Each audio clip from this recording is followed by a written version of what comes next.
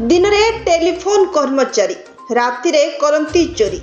Hanuman sticker धराईदेला तीन चोर को।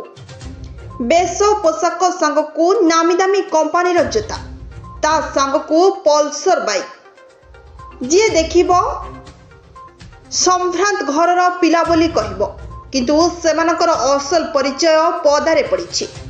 एही घटना देखा मिली कटक जिला गोविंदपुर थाना अधीन रे। उक्त थाना अधीनस्थ झारपड़ा ग्रामर अंतर्जामी जेना सुना जिनिस चोरी हेबा नेई गोविंदपुर थाना रे अभियोग करथिले। गोविंदपुर पुलिस 81/25 रे मामला रुजु करी तदंत करिथिला। तदंत आरंभरू विभिन्न जगह लागिथिला सीसीटीवी फुटेज को जांच करिथिला। सीसीटीवी रे व्यवहृत गाड़ी रे हनुमान स्टिकर मरा होइथिला। एही हनुमान स्टिकर ही धराई देला चोर मानकू। हनुमान स्टिकर लगिथिबा पल्सर टी हला OD 02CK 4475।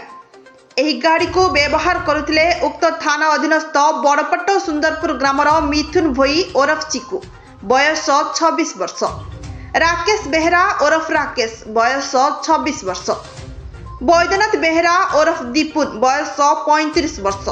एमानकठारु पल्सर गाड़ी सह सुना चेन और 2टी मुदी जबत करिसंती। सेमाने दिन में अस्थायी टेलीफोन कर्मचारी भावे काम करुवा बेले राति लोकमानंकर कबाट ताड़ी सुना रूपा टंका पैसा चोरी करिथांती। सुविधा और समय देखी झियो और महिला चेन कानफुल मोबाइल झांपी नहीं थांती। सेमानंको नामरे गोविंदपुर समेत ओलटपुर नियाली सदर बालिअंता बालीपाटना और बिरिड़ी थाना रे अनेक मामला थिबा सदर एसडीपीओ किरण हेम्ब्राम सूचना दैछंती। गोविंदपुर पुलिस रो एभली कार्य को अंचलवासी प्रशंसा करिसंती। कंटपड़ारू शरत चंद्र साहू को रिपोर्ट एनटी खबर। किरण हेम्ब्राम एसडीपीओ सदर कटक। एक्चुअली आमर गोटे केस होता 81/25 गोटे अंतर्जामी जेना जहाँ घर हूँ झारपड़ा घर गोविंदपुर एरिया ता रिपोर्ट गोटे आमर गोटे केस होता से केस को आधार पर आम गोटे इन्वेस्टिगेशन करूँ। से इन्वेस्टिगेशन करने समय आम गोटे किसी क्लूज पाइलु जो क्लूज की सीसीटीवी फुटेज आसूसी से गोटे मोटरसाइकेल जोटा कि पल्सर मोटरसाइकेल से गोटे हनुमान स्टिकर लगी मूवमेंट प्राय एपट सेपट प्राय कर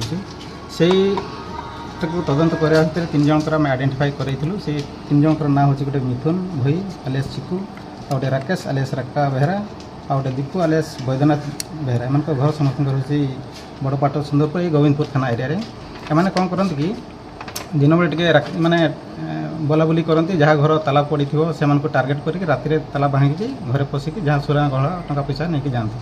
एम पार्ट टाइम से जो टेलीकॉम ऑफिस जो अच्छी से पार्ट टाइम चाकरी करती किंतु तांकर मेन उद्देश्य हूँ दिन बेले जो बंद थाए घर ताला पड़ी थाए से गुड़ा को प्राय टार्गेट करती राति ताला काटिकी टंका पैसा सुना गहना चोरी कर नियंती।